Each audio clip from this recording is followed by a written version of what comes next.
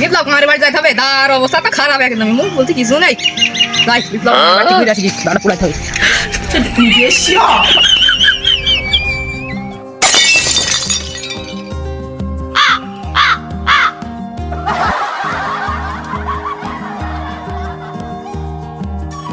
ও চাচা, হ্যাঁ দাদা বলো। ভালো আছো? হ্যাঁ দাদা। এই যে দাঁড়া পুরাইতে হবে, বুঝছো? দাদা পুরাবো বাবু, কাদের গাদা তোমার দা ভালো হবে না? এই দেখো, এই দেখো। ঠিক আছে দাদা, দেখি দাদা তো তোমার দাদা 200 টাকা লাগবে গো।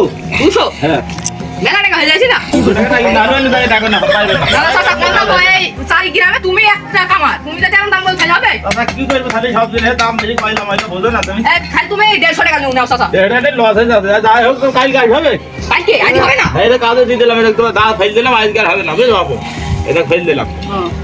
খালি কালকে আসুন চাচা, থাকো কাল কাজ থাকো চাচা। আচ্ছা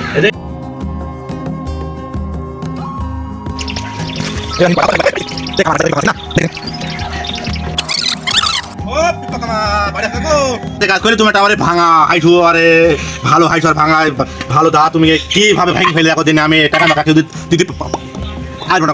এই চাচা হ্যাঁ বলো। তোমার এটা দেখো আগুনে ঘাই মারি দিবি, দম করে ঘাই মারি দিই, আরে ফাইটে গেলে বুঝছো, ফাইটে গেলে আমি কি করবো, তুমি আরে করলে ঝালাই কেন বা 20 টাকা কম দাও যাও। সেই না আমাকে চেনো আমি এলাকার মত নে কপি কাই দেবো। আমি পারি না আর পারি না। তবে কাজ করে তুমি টাকা দেবে না, তুমি আমার বাড়ি থেকে বেরাও। হ্যালো কি করে? পারি আমি থামাবো না, তুমি রাস্তা যাই দেখো ঠ্যাং কাইটি তোমার হাতে ধরে দেবো।